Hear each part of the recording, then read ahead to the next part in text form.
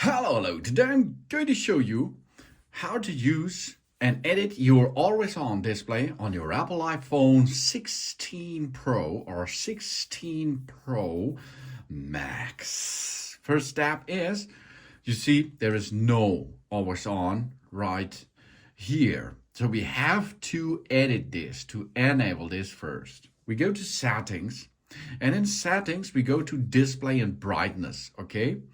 Then we go down and see always on display. The always on display dims the lock screen while keeping information like time, widgets, and notifications visible using minimal power.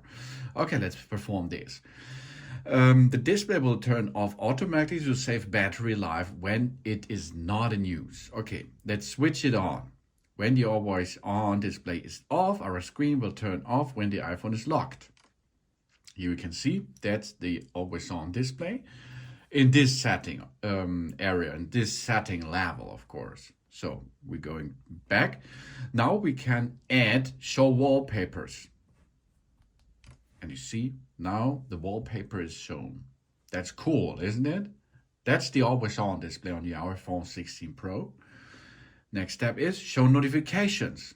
If we now have a notification, it will shows you that in on the screen while you're in the always on mode. Really cool feature, isn't it?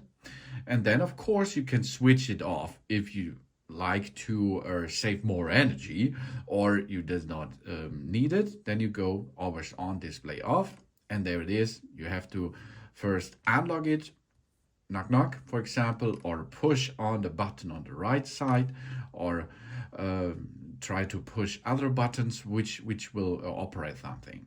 And I like the always on display function, of course, because the always on function makes a good job, because it looks such cooler, of course, because if you use a wallpaper which is animated, as you can see here, it will animate it while it is in always on mode.